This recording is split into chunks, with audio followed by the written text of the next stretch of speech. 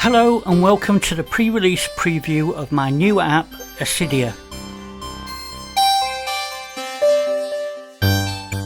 Oscidia is my all-new Wavetable Synthesis app, and I want to take you through it today.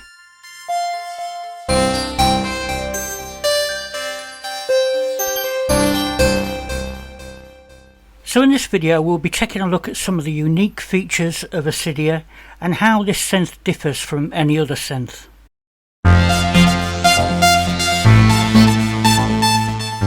Now, one of the biggest features of Oscidia is the ability to support wavetables, and we've got 3 different oscillators and each one can be assigned its own wavetable.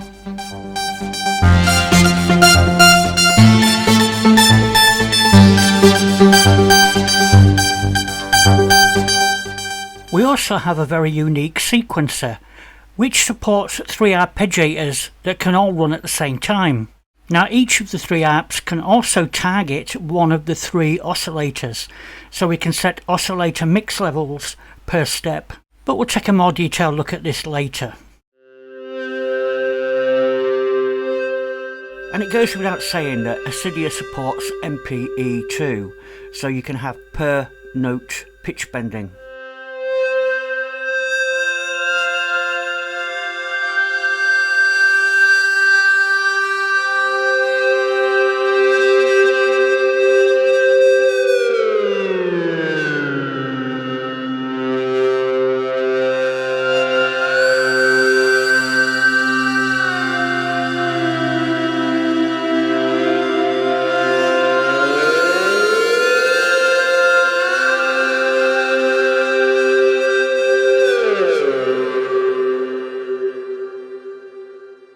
Now, the interface is split into 2 vertical sections, and if you're in a tight space, the whole interface collapses. But right now we can see both, and the first tab on the top section is the Performance tab, where we have things like the amp envelope and the filter envelope. Now, we have 4 filters in total, but we'll come on to that later. We also can control the mix levels for each of the oscillators from this screen, and the sub level, and we can control what type of wave type the sub is. We also have a noise level, and finally the output level of the synth. Now, each of these oscillators can be panned left and right, and we can do various nice things with these, and I'll show you that later. We also have a stereo width on the output. Now, we'll quickly go over the top toolbar. On the left we have the main menu with the settings, and next to that is the preset button, which opens the preset manager so we can pick presets. And then the polymode button, so we can select mono and legato and so on. We can turn on and off velocity sensitivity. There's a panic button in case we get stuck notes. When we turn off the mono button, the oscillators all become stereo and have a stereo spread. When it's on, they're focused into mono. The bounce button works in conjunction with the panning, so it allows you to bounce voices from left to right depending on panning levels. And finally we have the limiter. We turn it on and off, and we can long press for options. Now, you'll notice the tab bar has 4 other options, and these are for the different oscillators and the noise oscillator. So if I tap on the first tab, you'll see here we have oscillator 1. And it can be turned off completely, or we can set it to something like a sine wave. But in Oscidia we have these wave folding options down here.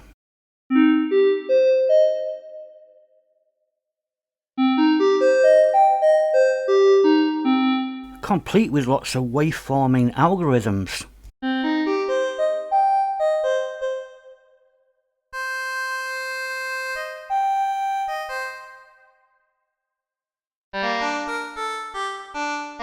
Now, ordinarily sine waves are not that interesting. They're only used for lead lines and probably bolster a bass or something. But here we can do lots of stuff with them. Okay, moving on from the sine wave, we have the traditional saw wave.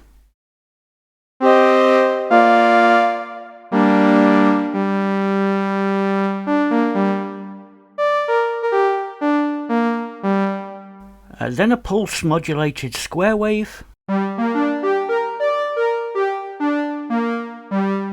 with controllable pulse width and pulse width modulation. And then comes triangle mode, which has integrated wavefold in 2.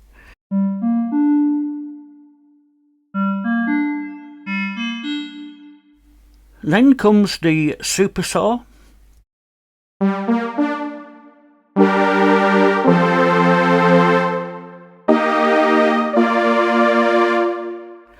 And we can also alter the detuning of the supersaw. And to hear that detuning in all its glory, I'm going to go to the voltage control filter and just up the envelope amount a little bit. So the next option is the super square. Yes, a super square. I know it's unusual. Let's turn down the detune a little.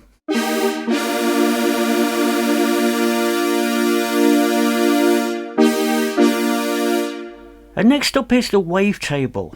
So any oscillator can be in wavetable mode, and we can assign our own wavetables to this. We can go in 3D mode, but I prefer this mode, as you'll see why in a minute. So right now we have a static sine wave, but we can turn on morph animation.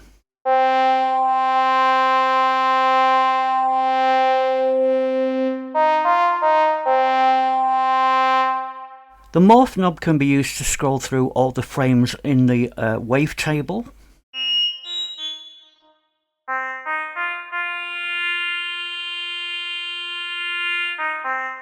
And the wavetable amount kind of controls how much of the wavetable we go through when we hit a key. Now, Oscidia has a form of wave distortion which we call warp mode, and there are various algorithms for this. And literally it's just warping the phase of a particular index within the wavetable.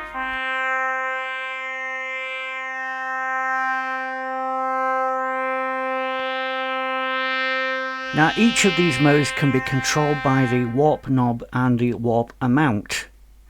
And every different mode is different. This one is quite the hard sync one is quite a harsh algorithm, but some of them are really good, and this one here almost can create kind of saw type textures and add a little bit of grit to a sound that otherwise is quite boring. And we have other modes that allow us to simulate pulse width modulation. But the whole idea of the wavetable is to add constant movement to the sound. Now, the final tab is the Additive Synthesis tab. And this mode works by adding a number of partials together to create unique sounds. And this can create a kind of FM, but to hear this properly I'm going to actually take down the attack on the envelopes and increase the release time a little bit.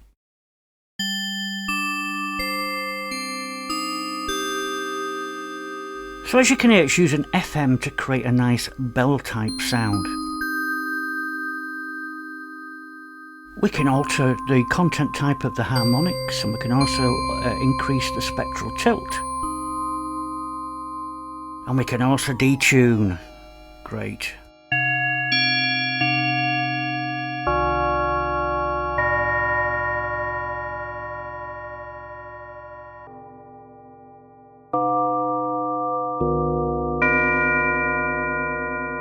So this is a very versatile wave type, which is great for bell type sounds, as you've gathered, and a nice addition, I think, to the other modes. So let's take a look at the bottom tab bar, and in particular the LFO screen. And you'll notice we have 4 different LFOs here, and the little preview windows for LFO 1, 2, 3 and 4 here are just a guide to show you the speed and shape of the waves. Now, essentially we use the LFO selector bar to select between LFO 1, 2, 3 and 4, and as we select these, all the other options change. Now each LFO can be beat synced, so if beat sync is off, then we set a value in hertz. If beat sync is on, then we set in a value in beats.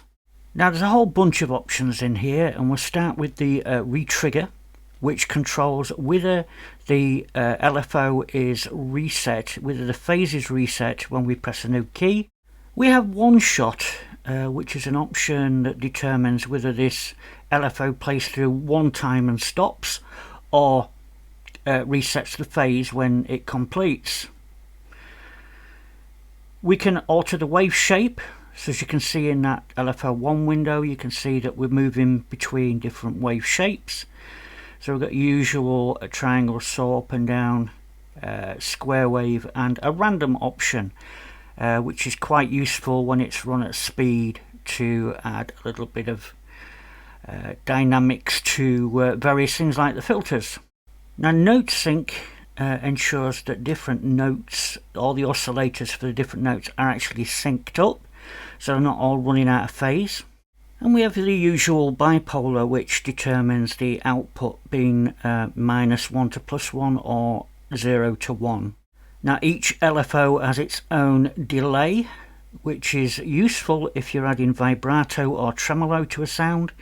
You can control how long you wait before the tremolo comes in, and the attack controls the fade in. So for instance, here's this single oscillator supersaw.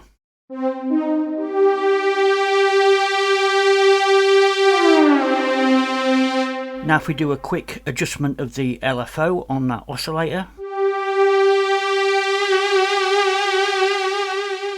notice the 1.8 second delay before the vibrato came in. So if we set the delay knob to say 1.27 seconds, then set a 2-second attack,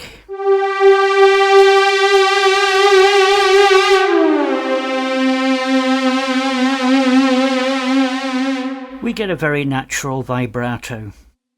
So let's now take a quick look at the next tab, which is the Voltage Control Filter, or VCF tab. Oscidia has 5 different filter types, and the first one of those is Virtual Analog, which is rather dark and based roughly on the Access virus.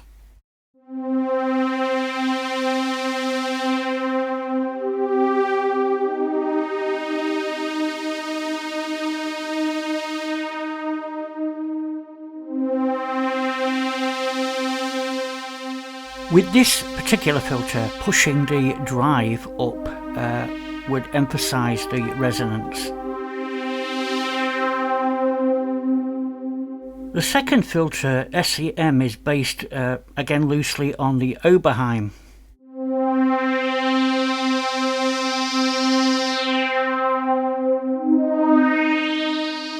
Now this is a much brighter filter and reacts really well to resonance.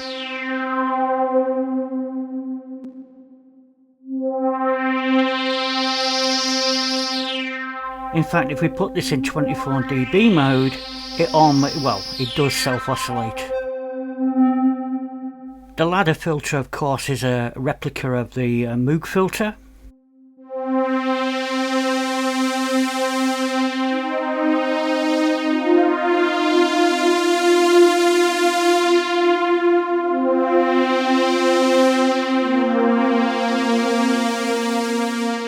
Now the Moog filter is really smooth, great filter.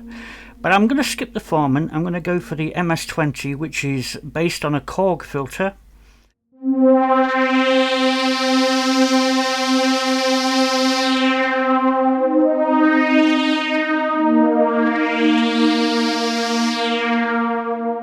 Now notice the drive is quite high on this, and when the drive's high it almost goes into distortion, especially in 24-bit mode, and especially when the resonance is high.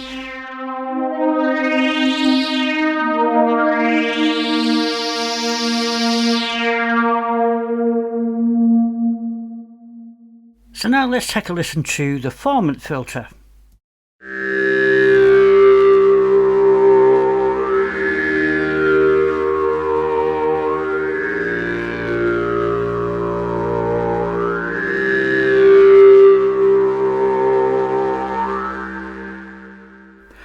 Now, earlier I called these filters fluid filters. The reason for that is that they are able to morph from low pass to band pass to high pass.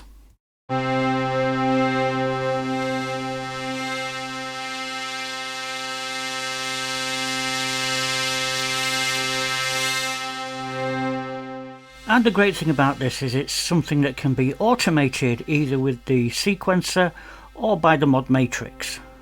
Now all these filters are able to do this. And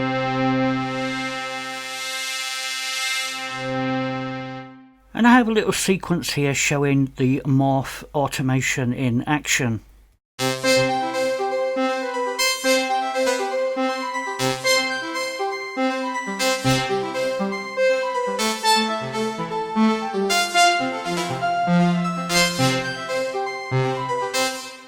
Now that takes us nicely onto the next tab, which is for the ADSR stroke FEG. And FEG in this case stands for Fluid Envelope Generator.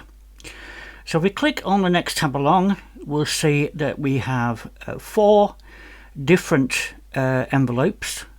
The first one is labelled AMP, and the sliders up here in the Performance tab are mirrored down here. Just for convenience, so you can get to them nice and quick. Same for the filter. The filter controls are the same, but when we move on to ADSR1, this is where we can create these fluid envelopes, where we can control the shape, the complete shape. We're no longer restricted to just attack, decay, sustain, release. We can muck around adding nodes and on whatever.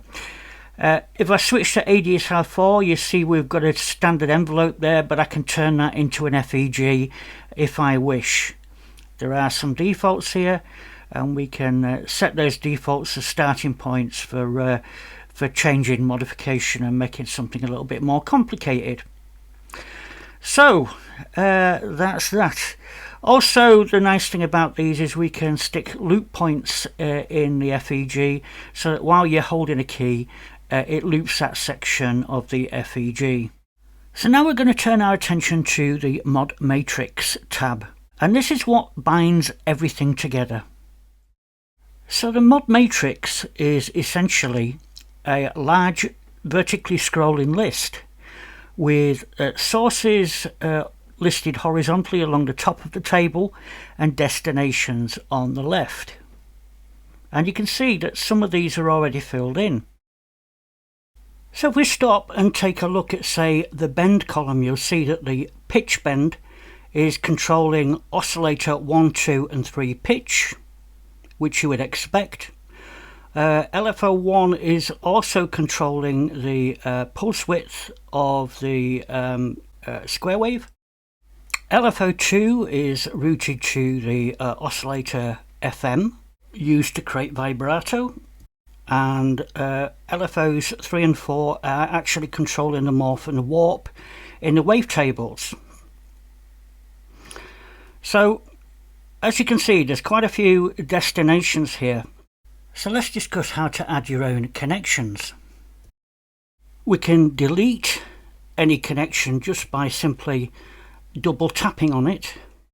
To link ADSR3 with, or FEG3 with the output 1, we just simply tap, hold and drag, left and right, that is. You can have negative numbers if you wish. This is the amount that the FEG3 will affect the oscillator output. It really only makes sense there to have positive values, but you can set negative if you want. You can change the sign and you can change the mode. Obviously ADSRs are polar, but some things like the LFOs are bipolar, and we can change the mode of those simply by pressing the mode button when they're active. So we can change the sign, which means that we are multiplying previous values by that value, that amount. Generally you'll probably use additive most of the time. And like I say, the mode just converts the mode of the source to apply to the destination.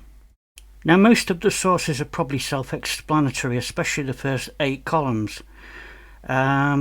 If you want, say, velocity to control something, you can simply just click in the velocity column. So if I click on velocity against oscillator output, so if I put a value of 100 next to oscillator 1 and oscillator 2 outputs, it means that the full range of the velocity sensitivity is applied to those oscillators. So the next column is the pitch bend, followed by the mod wheel, followed by CC74 for MPE control, then aftertouch, and then the final column is randomization. So whenever you press a key, it randomizes a number, and that can control things like cutoff filter or anything you really want. Now the next tab along, the effects tab, is very easy to explain. We all know what effects are, and just for completeness, let's have a look at the effects tab. In here we have a reverb, digital reverb, as you would expect. We have a chorus, 2-mode chorus. We have a digital delay, complete with ping pong. We have a Hass effect, which can be used to delay one channel. And we have a phaser. We all know what phasers are. So let's get on to something a little bit more exciting and talk about the sequencer tab, because this is kind of special. We have a sequencer here that has 3 independent apps, and all can play at the same time. Now it all looks rather complicated, but it's not.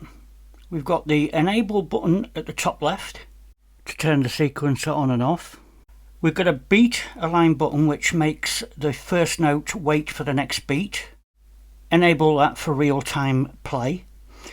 We have BPM, which is controllable usually by your DAW.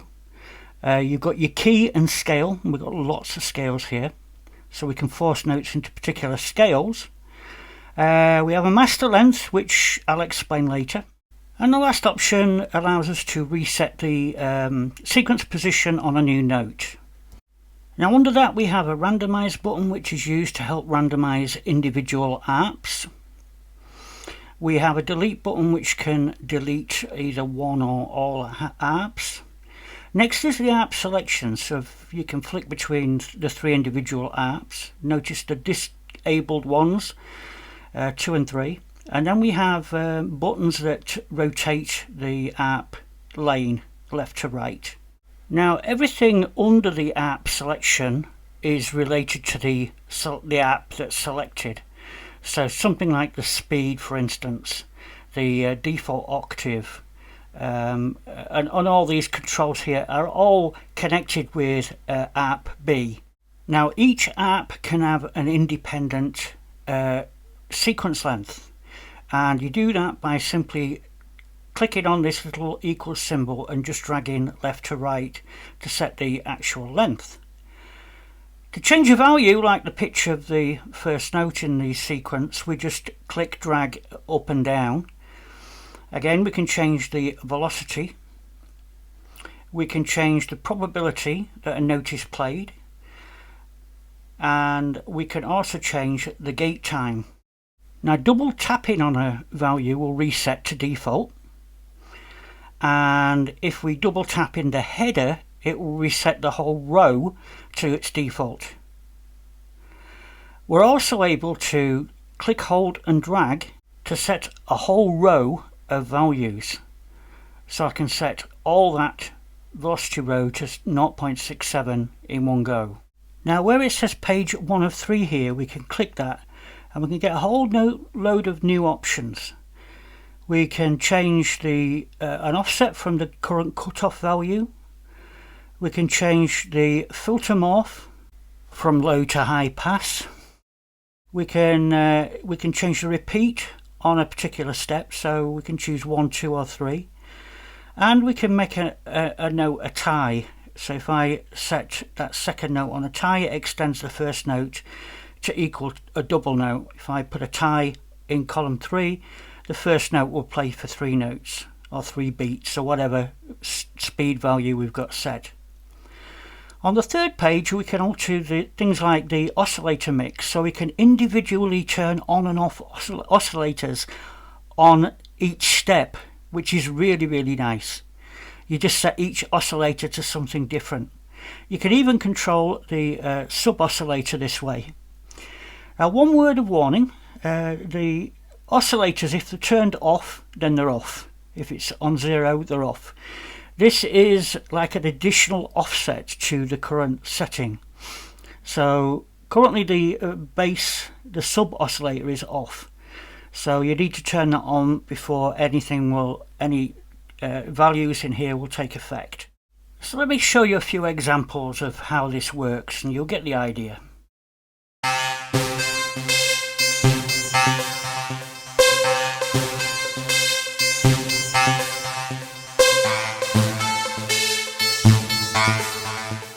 Now in this case, step mode is set to chords, so we can actually play multiple notes at the same time.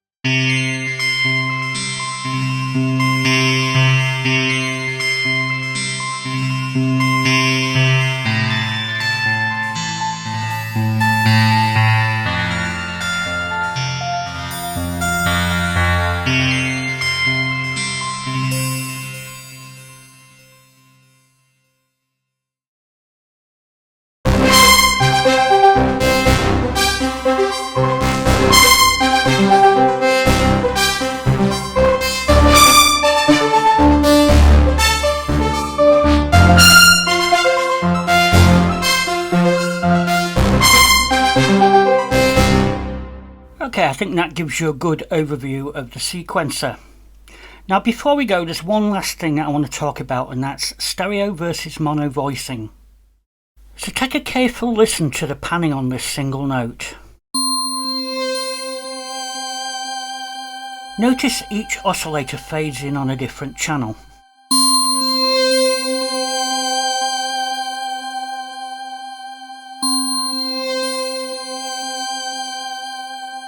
And now I'm going to enable bounce mode.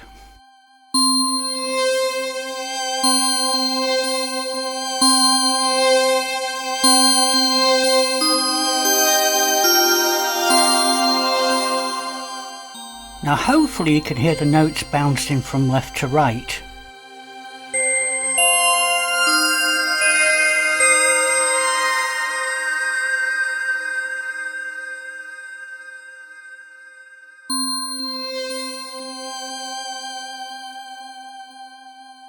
Now let's disable oscillators 2 and 3, so we've just got oscillator 1 that we can hear.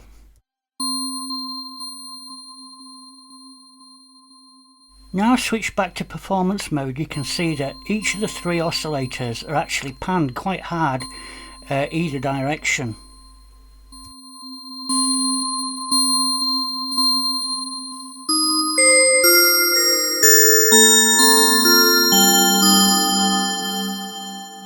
And with bounce enabled, every key press, those directions, those pannings alternate.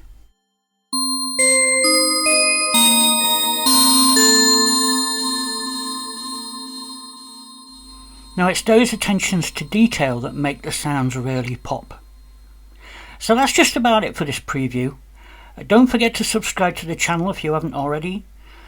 Thumb up the video, and I will see you next time. I'll be back soon with a lot of tutorials on Oscidia, so stay tuned.